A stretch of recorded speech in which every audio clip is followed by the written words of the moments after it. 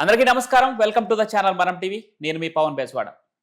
మనం చూస్తున్నాం ఇటీవల కాలంలో వైసీపీ నేతలపై వరుసగా కేసులు నమోదు కావటం, కొంతమంది వైసీపీ ప్రముఖ నేతలు అరెస్ట్ అవటం కొంత చర్చనీయాంశంగా మారుతుంది. ఈ నేపథ్యంలోనే గత ప్రభుత్వంలో మంత్రిగా పనిచేసినటువంటి ఆర్కే రోజా మీద కూడా ఒక కేసు నమోదైనట్లు తెలుస్తుంది. ఆ కేసు అసలు దేనికి సంబంధించింది, ఆ కేసు పూర్తి వివరాలు తెలుసుకునే ప్రయత్నం చేద్దాం. మనతో పాటు అందుబాటులో ఉన్నారు ప్రముఖ సీనియర్ జర్నలిస్ట్ కట్టా కార్తిక్ గారు. నమస్కారం అండి. నమస్కారం పవన్. చూస్తున్నాం కొంతమంది వైసీపీ నేతలు ఇప్పటికే అరెస్ట్ అయ్యి లోపల ఉన్నారు, మరికొంతమంది అరెస్ట్ కాబోతున్నారు. ఇటీవలే గత ప్రభుత్వంలో ఆరోగ్య శాఖ మంత్రిగా చేసినటువంటి విడుదల రజనీ మీద కూడా ఒక ఏసీబీ కేసు నమోదైంది. ఆమెను అరెస్ట్ చేయడానికి గవర్నర్ దగ్గర పర్మిషన్ తీసుకోవడం కోసం లేఖ కూడా రాయడం జరిగింది. ఇప్పుడు మరో మహిళా మంత్రిగా పనిచేసినటువంటి ఆర్కే రోజా మీద కూడా ఒక కేసు నమోదైనట్టు తెలుస్తుంది. ఆ కేసుకు సంబంధించి పూర్తి వివరాలు ఏంటి కార్తిక్ గారు? వైఎస్ఆర్సిపి నేత, మాజీ మంత్రి. వైఎస్ఆర్సిపి అంటే ఎర్రి psycho rowdy and corrupted party. ఆ పార్టీకి సంబంధించిన కీలకమైన నాయకురాలు ఆర్కే రోజా మీద కేసు నమోదైనట్టు తెలుస్తోంది. నిన్న అసెంబ్లీలో చర్చ జరిగింది, ఇవాళ కేసు నమోదైంది. ఈ Andhra Pradesh anti corruption bureau ACB case నమోదు చేస్తున్నట్టు తెలుస్తోంది. ఆడుదాం ఆంధ్ర అనేటువంటి ఒక స్కీమ్ పెట్టి ఆ స్కీమ్ను స్కామ్గా మార్చుకుంది రోజా క్రీడా శాఖ మంత్రి హోదాలో అనేటువంటిది కేసు. అంటే రోజా క్రీడా పర్యాటక శాఖ మంత్రిగా వైసీపీ పరిపాలనలో పనిచేశారు. అవును. అప్పుడు క్రీడా శాఖ మంత్రిగా ఆడుదాం ఆంధ్ర అనేటువంటి స్కీమ్ని ప్లాన్ చేశారు. అది 47 రోజుల పాటు రాష్ట్ర వ్యాప్తంగా నిర్వహించాలి అనుకున్నారు.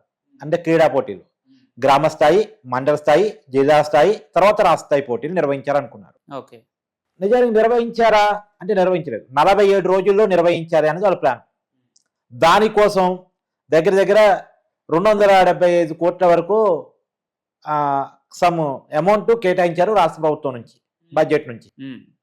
అయితే అంతవరకు డబ్బులు ఖర్చు చేసి ఉంటే ఏమనుకోవచ్చు, అనుమానం కూడా రాకపోదు. ఆ డబ్బులు కాక జిల్లా క్రీడా సంఘాల దగ్గర ఉన్నటువంటి డబ్బులను కూడా ఖర్చు చేశారు. జిల్లా క్రీడా సంఘాలకి గతంలో వాళ్ళు సొమ్ము చేసుకున్నటువంటి డబ్బు, గతంలో ప్రభుత్వాలు కేటాయించిన డబ్బు, ఆ డబ్బును కూడా కాజేశారు. దగ్గర దగ్గర 400 కోట్ల రూపాయలు కాజేశారు. మరి 400 కోట్ల రూపాయలు ఎందుకు ఖర్చు అయినాయి?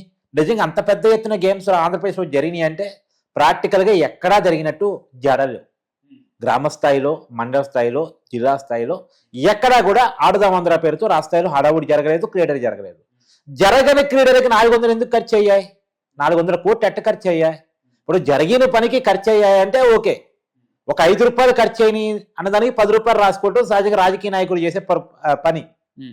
కానీ అసలు 5 రూపాయల పని కూడా అక్కడ జరగలే. అసలు క్రీడలే జరగలే. జరగని క్రీడలకి రోజు ఎలా రాసుకున్నారు? ఒక్కసారి ఏమో ఆడుదాం ఆంధ్ర పోటీని జగన్మోహన్ రెడ్డి స్టార్ట్ చేస్తున్న గేమ్ ఒకటి జరిగింది ఒక చోట. అడపాదడప అక్కడక్కడ 1-2 జరిగినాయి. ఏదో పేరుకి, అసలు జరగలేదంటే ఏదో కుదరని చెప్పాలి కాబట్టి జరిగినాయి. కానీ రాష్ట్ర వ్యాప్తంగా అన్ని గ్రామాల్లో జరిగినాయా, రాష్ట్ర వ్యాప్తంగా అన్ని మండలాలు జరిగినాయా, రాష్ట్ర వ్యాప్తంగా అన్ని జిల్లాలో జరిగినాయా, రాష్ట్ర స్థాయి పోటీలు జరిగినాయి అంటే జరగలేదు. మీరు చెప్పిన దాంతో పాటు మరొక క్లారిటీ కూడా కావాలి. గత ప్రభుత్వంలో ఇదే ఆడుదాం ఆంధ్ర కార్యక్రమంలో భాగంగా మండలానికి ఒక ఇండోర్ అవుట్డోర్ స్టేడియం కట్టిస్తామని చెప్పి కూడా గత ప్రభుత్వం ప్రకటించిన నేపథ్యం ఉంది. మరి ఈ కోట్లు ఖర్చు చేసిన దాంట్లోనే ఈ ఇండోర్ అవుట్డోర్ స్టేడియాల నిర్మాణం కూడా జరిగాయా? యాక్చువల్గా ఈ డబ్బులు దానికోసం కేటాయించలేదు, ఈ క్రీడా పోటీ నిర్వహించడం కోసం కేటాయించారు. దానికోసం అది వేరు. అసలు వాళ్ళు నిర్మాణాలు అనేది వైసీపీ పరిపాలనలో నథింగ్, ఏమీ లేవు. వాళ్ళు కూర్చడానికి తప్ప కట్టడానికి పనికిరాని వ్యక్తులు.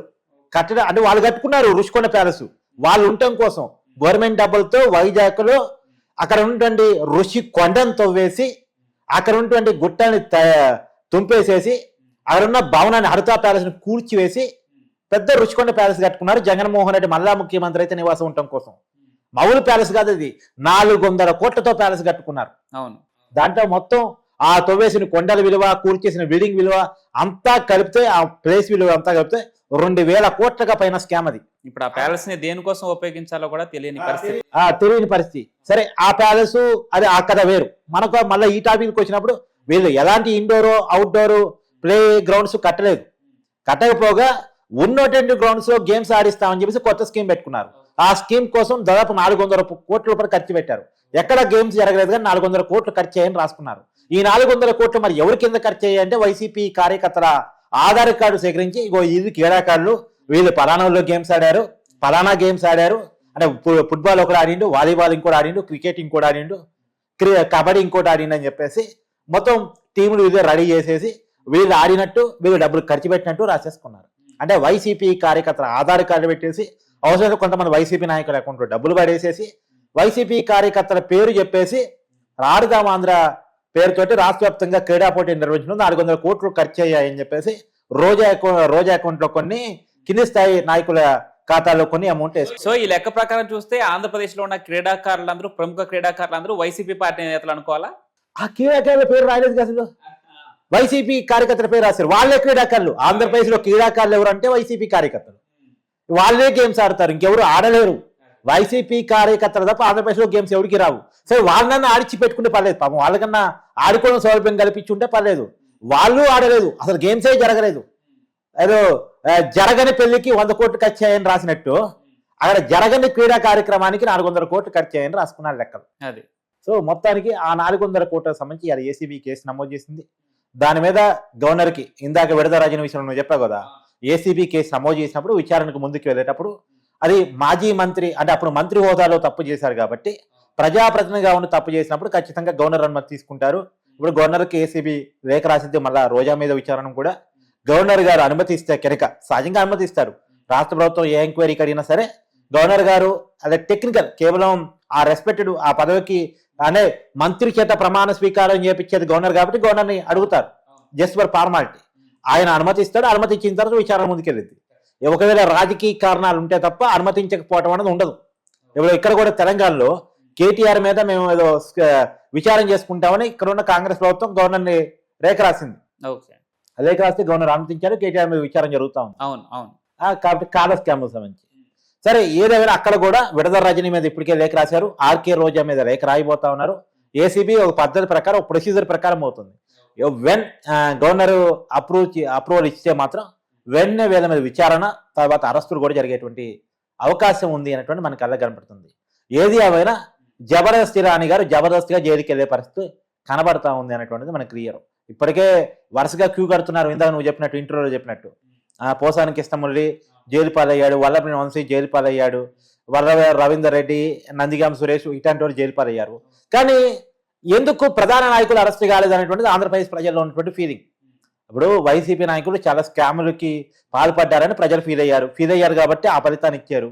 వాళ్ళు పెద్ద ఎత్తున ఇష్టారీతన మాట్లాడారు, ఇష్టారీతన వ్యవహరించారు, అడ్డగోలుతనాన్ని అలవాటు చేసుకున్నారు. అట్లాంటి వాళ్ళకి శిక్షలు పడాలని ఆంధ్రప్రదేశ్ ప్రజలు బలంగా కోరుకుంటున్నారు. వాళ్ళ చేతుల్లో ఉంది ఓటు బ్యాంక్ మాత్రమే కాబట్టి తనకు అవకాశం వచ్చినప్పుడు తమ ఓటు ద్వారా తమ పవర్ ఎంతో చూపించారు. ఇప్పుడు ప్రభుత్వం చూపించాలి తన పవర్ ఏంటన్నది చట్ట ప్రకారం.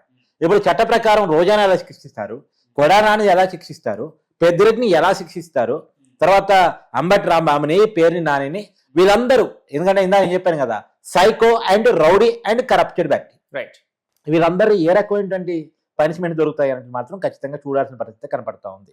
మొత్తానికి ఈ రోజు లేటెస్ట్ గా మాత్రం అంటే నిన్న అసెంబ్లీలో జరిగిన చర్చ కొనసాగింపుగా నిన్న రాంప్రసాద్ గారు చెప్పారు అసెంబ్లీలో ఖచ్చితంగా దీని మీద విచారం చేసి తీరుతా ఉన్నారు. కానీ ఇప్పటికే ఇది లేట్ అయింది ఏమన్నటువంటి జనం ఫీలింగ్. ఎందుకంటే ఆడదాం ఆంధ్ర స్కామ్ బయటకు వచ్చింది ఇప్పుడు కాదు, ఎన్నికలు అయిపోగానే ఆడదాం ఆంధ్ర స్కామ్ అయి చర్చ జరిగింది. దీని మీద విచారం జరిగించాలని డిమాండ్ పెద్ద ఎత్తున వచ్చాయి, కానీ విచారం జరగలేదు. ఇప్పటికైనా జరిగి ముందుకెళ్తే మంచిదే. Right right. Thank you Karthik గారు. Thank you.